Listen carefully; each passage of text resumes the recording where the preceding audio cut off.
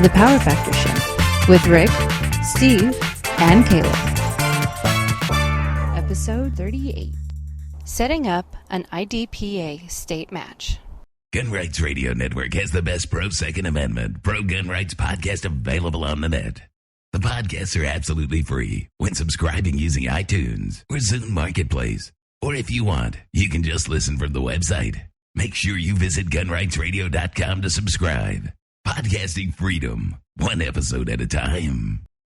Brought to you by Safariland. Welcome to Power Factor. I'm Rick. Steve and Caleb are on vacation, I suppose. We're doing a little intro to kind of match setup and behind the scenes of what takes place at a major match. We're on the scene now of the 2011 Washington State IDPA Championship. We've got 16 courses of fire in 10 locations. Right now, this is I'm posed in front of my French car.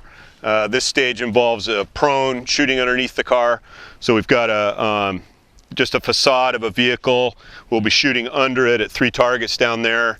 And it's pretty challenging because you've got to get low enough that it actually looks like you're shooting under a car. It's not just the edge of the facade in the foreground, but we've got a second one behind it that gives it some depth. So all rounds have to pass under that one as well, and it makes it interesting. We've had guys, get down 0, and we've had guys miss 6 times. So the theme of this year's match is the greatest hits. This is our 10th anniversary match. So I chose stages that we've run in past matches. This stage was from 2005, and we're just resurrecting it for the match. We've got one, I think, limited Vickers stage, and the other 15 are Vickers. We've got a 35-yard stage. We've got targets at 5 feet out to 35 yards, prone, kneeling, engage with 2, engage with 3. Headshots, body shots followed by headshots, strong hand, weak hand, tactical reloads. We're just kind of a hodgepodge of everything thrown into the match. We just got the final tally. The match deadline for match entry was yesterday, and we're going to have, including staff, 148 shooters. We had to expand to a 2-day format this year. The last 2 years we've had 120. The match was filled to capacity. And we decided there's just not enough hours in the day to get more people than that through the number of stages that we had. So we didn't want to cut down on the number of stages and make larger squads. So we expanded to a 2-day format, which allows us to shoot 16 stages. We'll shoot on Saturday in the time it took us to shoot 12 stages last year, because we'll be running 8-man squads instead of 12-man squads. And we're hoping it's going to run pretty good. We've got the staff match the next 2 days, and then Saturday and Sunday we'll have the big show. But it's coming together pretty well. I've got a great staff. We've got 30 certified safety officers on the staff, plus we've got stats runners. My daughters are doing the lunch. It's just we've got really hard-working people in every position. We've got 45 sponsors.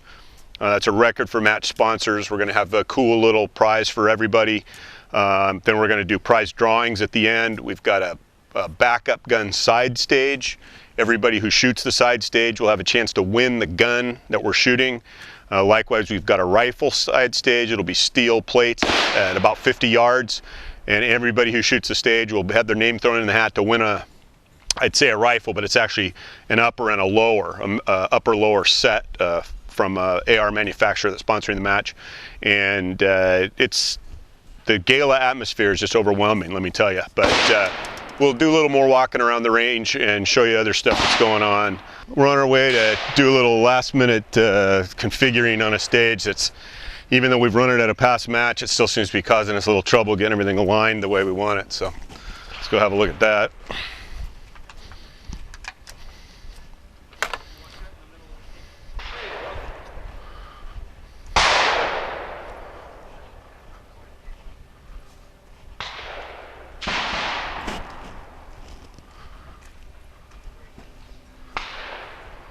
Are we ready? Beep.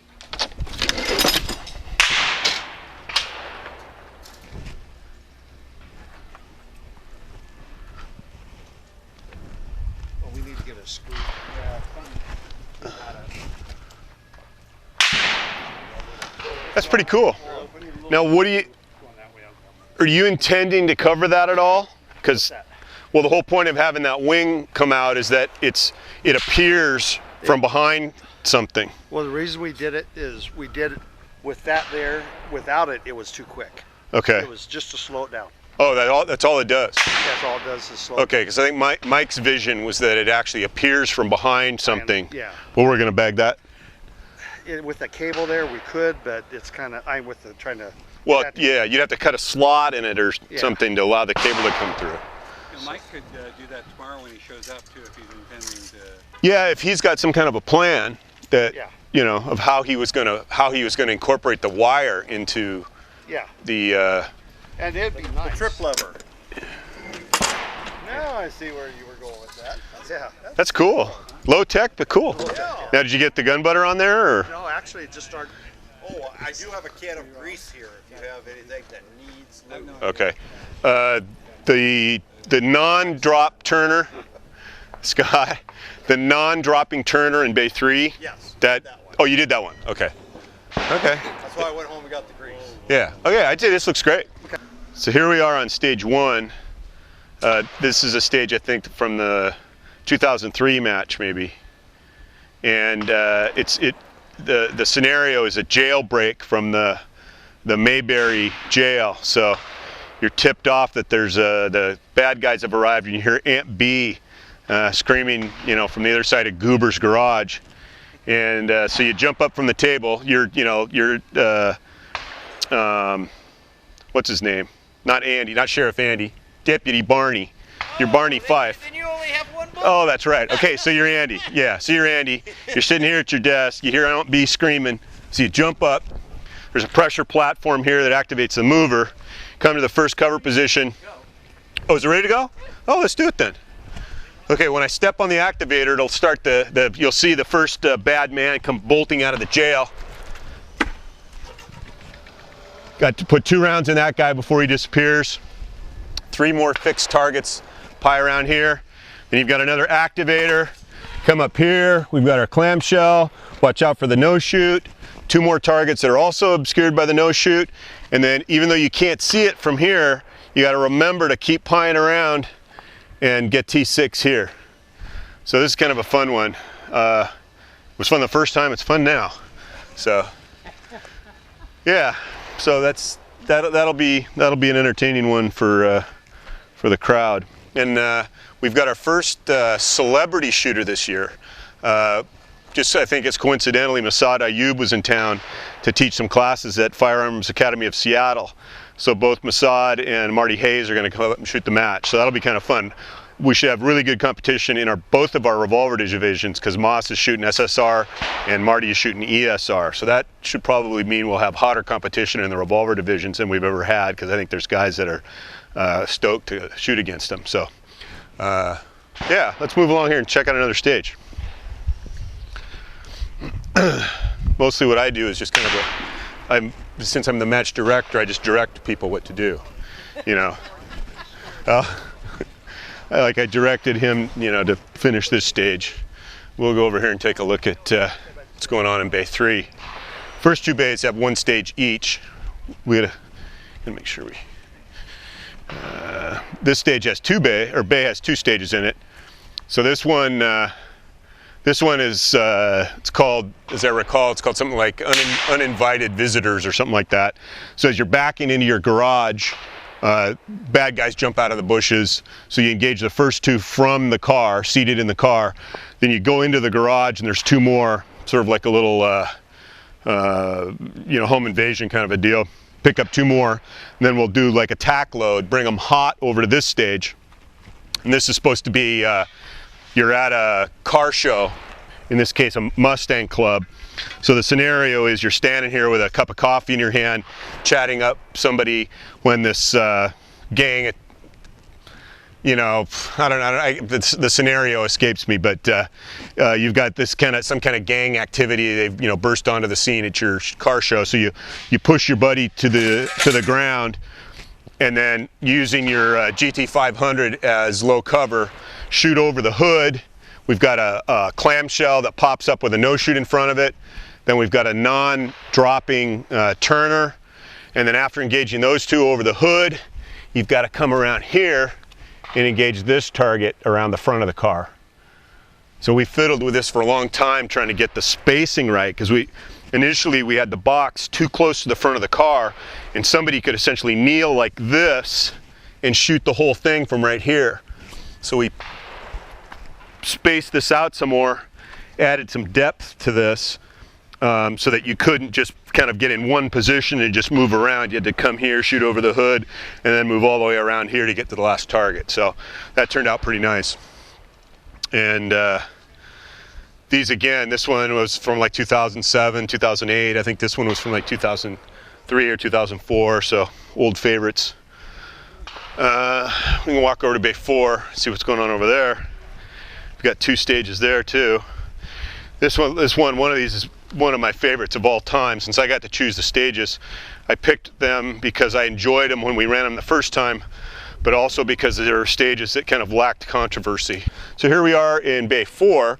This stage is called Bait Shop Bailout. The idea is you're in your boat, you're gonna go fishing, when suddenly, of course, bad men descend on the bait shop, and they don't want there to be any witnesses. So here's the dock. You're at your boat, and you've got to go up to the bait shop and use the appropriate cover, but you got to get the first guy here. You know, he's got this close. So you get out of your boat, take out the first guy. Knocking that over activates a swinger.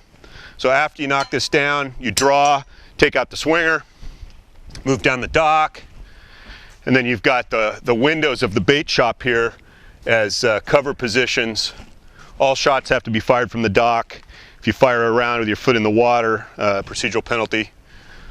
So pretty straightforward, but you know, just the boat adds a little excitement to it. And then over here we've got a stage. This is actually the oldest stage.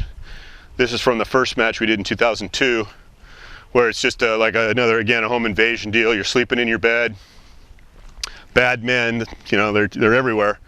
They show up. Got to get your gun out of the drawer. Then you got one guy. I don't know, that's your wife who just got out of the shower, I guess. There, just got out of the shower curtain anyway. One target there, and then you've got a couple of ports here to engage the rest of the guys. So this is, again, it's pretty straightforward, not a lot of glitz to it. One of the things is, over the years, our artistic sense has kind of evolved. This is how most of the stages looked in 2002 when we ran this the first time. Stuff just kind of stapled together, and, you know, cardboard and whatnot. So I tried to a certain extent to not just resurrect the stages, but leave them looking the way they did when we ran them the first time, so you can kind of see how the matches have evolved from this very basic look to now we do spend a lot of time on appearances. We've got a stage that's supposed to be taking place in the art museum, so we're going to try to put you know, posters and pictures and stuff up to give the impression that you're inside an art museum rather than just surrounded by green plastic walls. So in the past we've done this stage up, you know, we've put curtains on the windows and hung pictures, and we had a sink. You were supposed to be at the sink doing dishes or something, so we've done various things to dress this up, but it's always represented some room in a house or something. And but this is pretty much how it looked back in 2002, so that's where we're going to leave it today. So here's the art museum stage. The scenario is you're like the night watchman, and so the start position is like this. And then, of course, instead of Aunt B screaming on this stage, it's you hear glass shattering or something, so you know that there's a holdup. So we've got 2 targets directly downrange from here, and then you get up, and the scenario says you're essentially you're kind of trapped at the back of the museum, and so you want to get out the only way there is out, and then also, of course, prevent the robbery. So you're kind of moving from the start position towards the safe, but you have to, the scenario says you have to go through like a HVAC, you know, not a tunnel, but a pipe or whatever, and so we've used a Cooper tunnel to represent that, to make sure you get down and go through it, you know, simulating that you're in a confined space. And then it's just, the engagements are very basic, but it's just, you know, negotiating the Cooper tunnel and shooting through the ports and making sure you pie correctly and everything is, most of the targets are paired like this with a no-shoot in the middle, so the targets are close, but you still have to aim. So it's fun. This one is from, I think, 2003. It's cool stage. The way the Cooper tunnel is usually done in the IPSC match is if you knock any of these slats off, you get a per slat penalty. IDPA only allows one penalty per type of infraction. So we've got 5 slats on here. If you knock any of them off or knock all of them off, it's 1 3-second penalty. But what we decided was if you don't make an honest attempt to avoid knocking them off, we'll invoke an FTDR. So you have to avoid trying to knock them off. If you only knocked off 2 or 3, 3-second penalty. But let's say you knock down the first one and you say to yourself, oh, the heck with it, I'm going to get a penalty anyway. I'm just going to plow through the others. Then we'll FTDR you. And I'll demonstrate. I'll demonstrate the Cooper tunnel. Here we go. Blam, blam, blam, blam, blam. So that's how it works. So here we are on this, what we lovingly call a stat shack.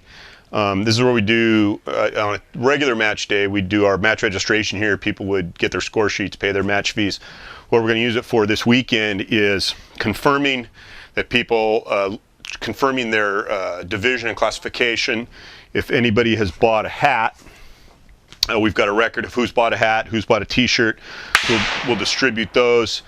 We're, for the first time, using score sheet barcodes, so everybody will get name and stage specific barcodes for their score sheets. We'll also, of course, have the goodie bags. I alluded to the 45 sponsors we had earlier, so everybody's going to get a pretty cool prize. And then we'll have prize drawn at the end for the guns. We've got guns on the prize table. So here's the awards. This is the plaques that we'll have for the division winners. This is the first time we've got the laser engraving. Here's the official Washington State IDPA 2011 logo. It looks sort of like somebody else's logo, but I'll leave that to your imagination. And so those are pretty cool. And we'll do certificates for the class winners. And back here, we've already pre-positioned all of our buckets. We've got 10 buckets for the 10 shooting positions, tape, timers, clipboards, pens, radios for every stage. This is kind of the nerve center during the match. The stats are being run here.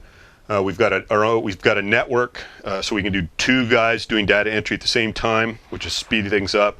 And we'll have our barcode reader here, so instead of getting the score sheet, typing in Fred Smith, stage 3, if we've got Fred Smith's stage 3 score sheet, just pass it into the barcode reader. That pops up on the screen and blah, blah, blah, blah, blah.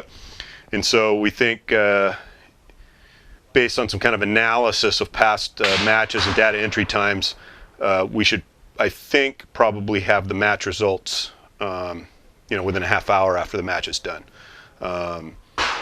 including verification and whatnot. So it should go pretty quick. We've got really smart guys that are doing this. That's one of the things that I have to absolutely count on. Is I said I've got 30 safety officers, but they're not just safety officers. Some of these guys are computer geeks. They own construction companies.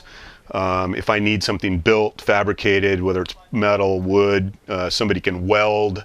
We're crimping wires together left and right, screwing stuff together, and just the total skill sets that I have to draw on here. It makes it really easy for me because I am the match director. I can direct the guy that knows how to pound nails to do that.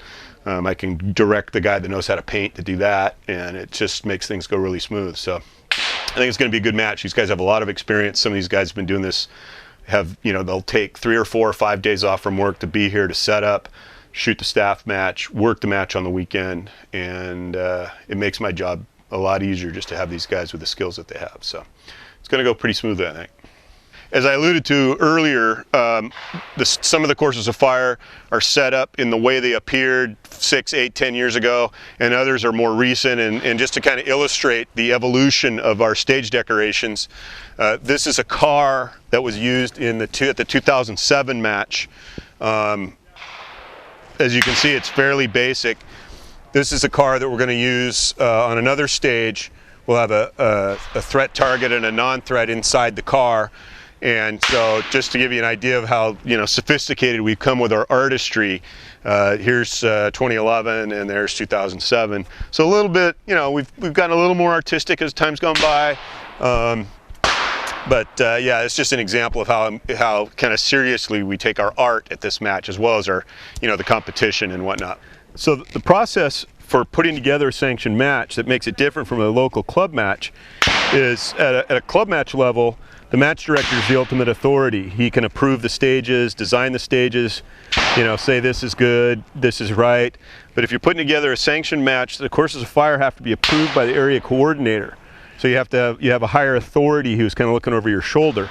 And I'm fortunate in that my area coordinator lives in this area. So if I have a question, I can call him, or sometimes we'll even go out for a beer and work over the stages together. So I have it really good in that sense, in that I have immediate access to the person I have to be in touch with when it comes to a question about whether it's engagement sequence, or is this sufficient cover, or can I do this or not do that. And it was kind of amazing to me. One of the things that I had hoped to achieve by picking stages from previous matches is that since they had been set up and approved before, the first time they were run, that we would sort of be able to skip the process of having the stages approved because they were approved already. Well, the problem is that the rules addendum that came out earlier this year changes some of the requirements of the courses of fire. So a stage that was as recent, as 2008 or 2009, it was a legal stage then, but it's not legal now. So a lot of these stages, some of them look almost exactly the way they did when we set them up the first time, but others we've had to reconfigure them a little bit to accommodate the rules addendum. We had a lot of courses of fire where you would be moving between positions of cover, engaging on the move, and you can't do that anymore. So we would have to change the scenario a little bit, or just relocate targets so that they could be engaged from cover. But after I get my courses of fire approved by the area coordinator, then I can go through the process of getting the stage diagrams done, the procedures written. Then everything's got to be proofread. We've got to make sure that the procedures match the drawing of the diagram. We discovered yesterday that we had if you read the diagram, it makes sense. If you read the procedure, it makes sense. If you look at the diagram, it makes sense. But if you try to look at the diagram and kind of follow along, it doesn't quite match. There's just like a little glitch in the language that kind of makes it confusing. And so no matter how long we wait before we finalize our match booklet, some matches, their match booklet is out a month before the match is shot. We usually always we always wait until 3 or 4 days usually before the match and send it out then, because that really gives us time, we think, to finalize everything, and that what's in the match booklet is the way it's actually going to be. But anybody who shot many matches knows that the match booklet is never perfect. The stages never look exactly like the diagrams.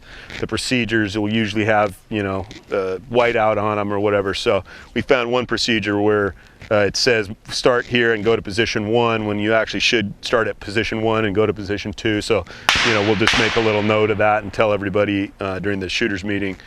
This year went pretty easy, again, because the stages have all been run before. Any little notes that I had from the previous year, I just integrated into the procedure and the diagram for this year. So in that sense, the match booklet is pretty much complete from the first draft, because things hadn't changed that much. But we get the match booklet out. We've got squatting sign-up sheets that we're going to do on match day, because we've got shooting schedules all day Saturday for 1/3 of the shooters, Saturday morning, Sunday morning for 1/3 of the shooters, and then Saturday afternoon, Sunday morning for 1/3 of the shooters. We've got to make sure we get everybody evenly distributed, so we've got the same number of shooters in each squad. Make sure everybody who signs up for a squad is in the right shooting session that they're supposed to attend. And then we got to fit everybody into our backup gun and rifle side stages. So it's going to be a little bit of a juggling act to get it all done, but I think it's going to go off all right. So that's the 2011 Washington State IDPA Championship in a nutshell. We'll probably be back next week with a little more general topic. But if you have any questions about just match setup, match director responsibilities, that kind of thing, go ahead and send us an email at powerfactorshow@gmail.com or visit our website at powerfactorshow.com. So until next time, I'm Rick, and we'll see you again.